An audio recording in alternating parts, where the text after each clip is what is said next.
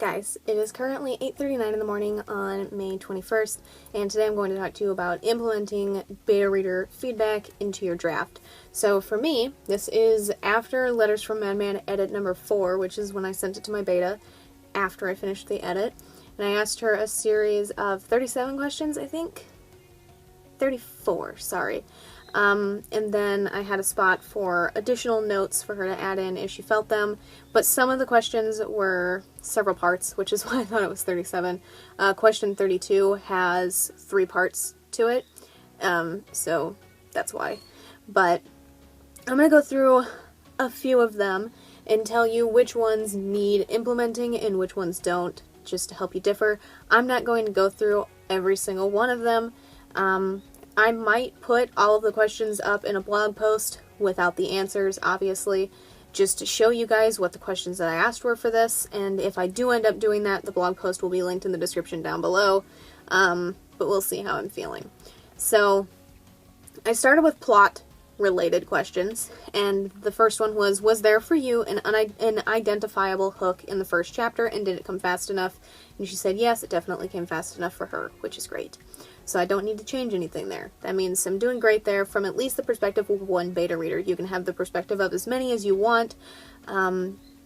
Depends on what kind of thing you're into, as well as how worried you are about the particular aspect and how much of an opinion you want overall. The more readers you have, the more diversified that opinion is, and if several betas point out the same issue, you know for a fact that's an issue and not a personal taste thing, generally. Did you feel the story started in the right place? Yes. Was there too much or too little backstory? No. How was the pacing? Just right. Was there a point in the story that you felt lagged? No. Were there any parts that confused you? This one's important. Were there any parts in the story that confused you? Not knowing the age of the main character since the beginning confused her a little bit, which is important to note. Normally when I write a book, I do indeed throw out their age relatively soon. At the very least, I give you an idea of how old they are. But Taki and Hilo both have children and grandchildren, so not knowing their ages can be a little confusing when you find out that they have kids and grandkids, but you have no damn idea how old they are until, like, way into the story. Like, way in. I'll actually find the chapter for you and get back to you. I'll let you know exactly how soon into the story you'd find out. Chapter 22 is when you find out roughly how old they are. All I know is that he has to be around our age, give or take maybe 5 years each way. I was 32 when it actually happened. You were 25. 26, January birthday, Taki said. That's it. And that just gives you an idea that it's 20 years more than that for their age. But that doesn't happen until chapter 22. You have no idea how old they are until that part. So, I'm going to scroll back up to the top, and under chapter 1, I'm going to highlight it, and I'm on Google Docs, so I'm going to add a comment on chapter 1, and just write, make sure to note the ages of Taki and Hilo ASAP. Okay, so now that has been commented, it is there, and I will be able to see it until I mark it as resolved. Let's go see if there is another part that she was having trouble with, and then I'll get back to you. Alright, so the next question that we ran into issues on is question 11, because that one was, did you feel that any part should be elaborated further or expanded upon? And she said, except the actual robbery scene, nothing else, and I know what she's talking about. And I'll go show you or read you that part so that way you know roughly what she's referring to. This book follows the two detectives while they're working on a 20-year-old robbery / mass murder case. It was a bank robbery and everyone inside died except for like a very limited number of people. And 20 years after the fact, a guy claiming to be the mass murderer sends them a letter and they have to secretly work on the case without letting any of their superiors know. That's the main plot of this book. And some of the chapters are from the shooter's point of view, and there's one of them that I finally finished most of the way. Because I skipped a whole bunch of them during the rewrite, and then I skipped a whole bunch during edit 2, and again during edit 3, and during edit 4, I finally filled in the majority of them, except for chapter 32? Hey, great. I started writing the robbery scene in chapter 32 because that is the final chapter that you see the killer's point of view, and all of his chapters are from 20 years previous. And with this one in specific, I didn't get all the way through it because I needed the edit done, and I can't handle writing a ton of stuff in this book at one time. It drains me relatively quickly, especially when I've already been working on edits for so long. So to make sure that I don't worsen the quality of the book, I saved it for another time with the note, both for her and myself, during edit 5, this scene will be expanded to include the entire bank robbery and shooting, and it ends with him successfully downing one of the guards and making his way around to down the second guard in the bank. And that needs to be expanded upon. So, this time I'm going to delete that author's note, so that way it's not there when I'm doing my editing. And on chapter 32, I'm going to highlight that, add a comment, and add the author's note there instead. Comment. I'm going to find another one that needs to be added to it, and let you know from there. Question 13. Did you feel that all loose ends had been wrapped up by the end of the story? Yes, although I would have liked Emma to also know about the relationship Taki and Andrew had, which is a great point. Emma is Taki's daughter, and there's a section in here somewhere where Taki wants to take Emma with her to Andrew's house, but Emma doesn't know that she is dating Andrew. Emma's dad died a couple years before this book takes place, also Taki's husband, and Andrew is the first man that she has dated since then, and she doesn't want Emma to feel hurt by the fact that she's trying her best to move on. So she doesn't tell her. But Taki makes a point of thinking, I think she thinks it, that Emma doesn't know yet. So the fact that she wants that to be in there is a very good thing. It does show the maternal relationship to Emma, and the fact that Taki wants to be as open with her as possible, which is something that she desperately wants. So I don't know where to add that one. I think I'll go ahead and on chapter 1, just so that way it's in here somewhere, I'm going to add another comment here on dear old chapter 1. And by the end, make sure that Emma knows about Taki and Andrew's relationship. Perfect. I'm going to scroll through again, find another one that needs to be implemented, and let you know. Alright, question 16. Were the protagonists likable? Definitely, except for Win. Spoiler. Generally, I would say fix that thing. But this particular thing, and I can't tell you what it is absolutely necessary to the plot. It's something that can indeed make you dislike the character, and that's okay. You don't have to like her for the thing that she did, but it is something that's necessary to the plot and something that makes sense for her character, which actually she says in the next question. She's not bothered by the fact that it's out of character for her or anything like that, because it's not. She just dislikes that she did this thing in the book, which is okay. So that's not something that needs to be fixed. It's just knowing your reader's opinion on what kind of actions make the main characters temporarily disliked, which is kind of like in any movie or TV show or book or anything like that. If you've watched Breaking Bad, you know that Walter goes back and forth all the time between likable and absolutely hate the guy. It flip-flops, but you can recover from certain things, and the thing that Taki does is absolutely recoverable.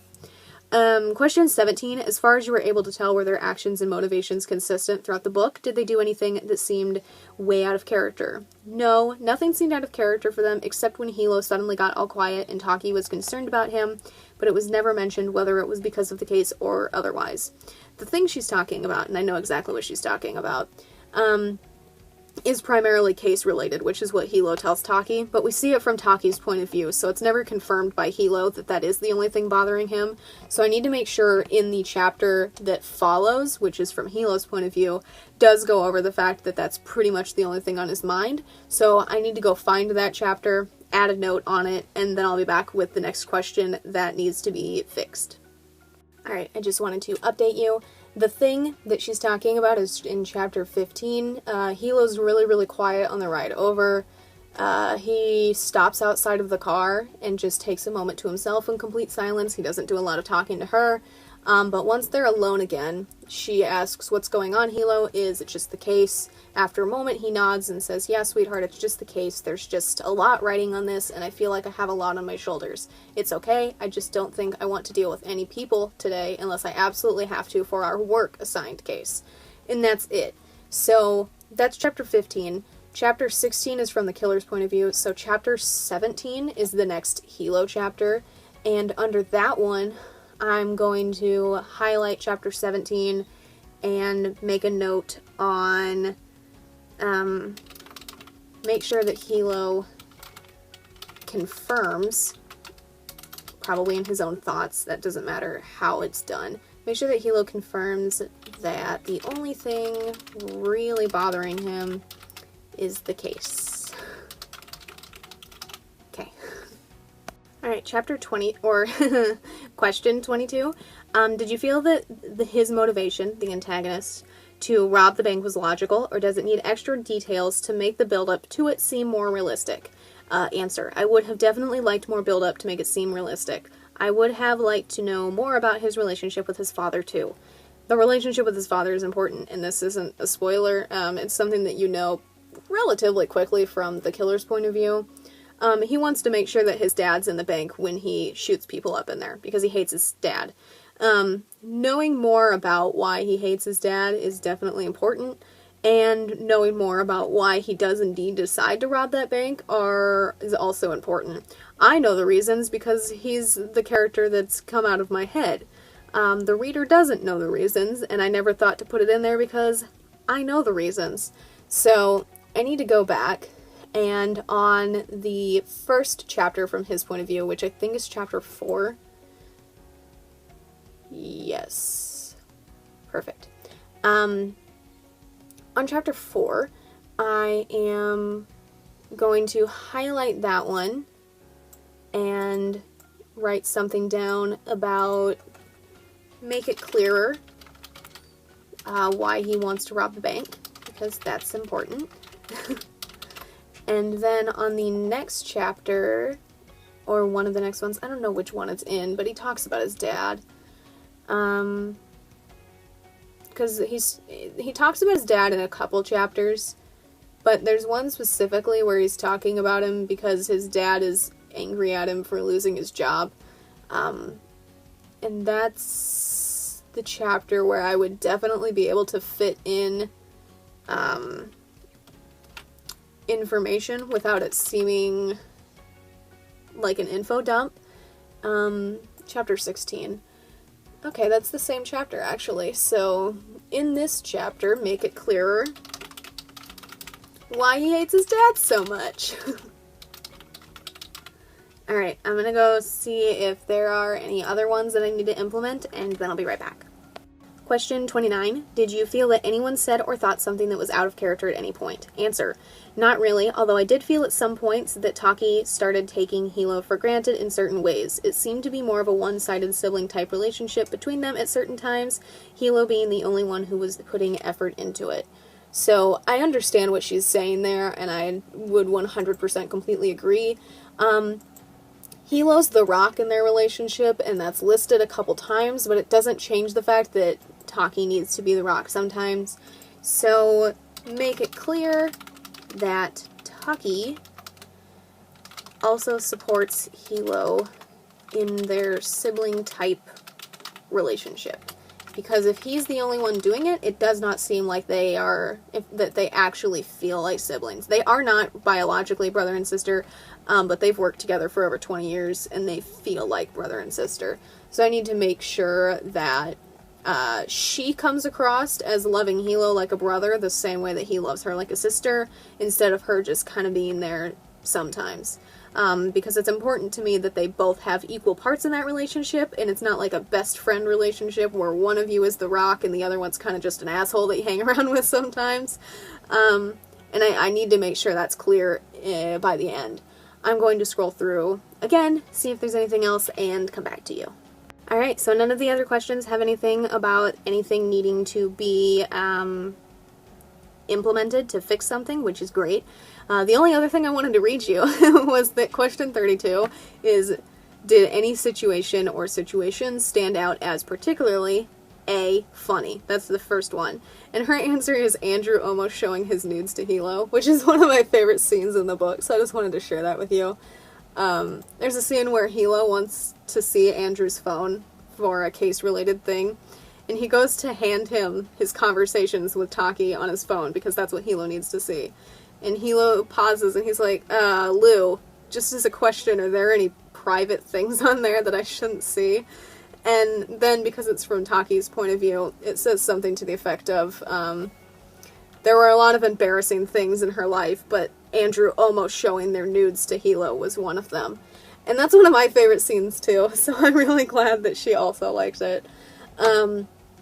But I have gone through all of the questions, I have made comments on the things that need to be implemented, and now the only real next step is to finally begin Edit 5, which I'm hoping to do when I wake up today. So, we'll see how things go, but that's all that I have for this video on implementing beta reader feedback. If you have any other questions on beta readers, feedback, implementing it, anything like that, feel free to ask me in the comments down below, and I'll do my best to answer what I know or what I can research. But otherwise, again, that's all that I have. If you enjoyed this video, like it, always appreciate it, and if you'd like to stay updated on my writing, my editing, the gaming videos I upload every Friday, or this series, or anything that I upload on this channel in between, feel free to subscribe. All the links to my authors pages, as well as links to my social media, are in the description down below. Thank you guys so much for watching, and I will see you in the next one. Bye for now.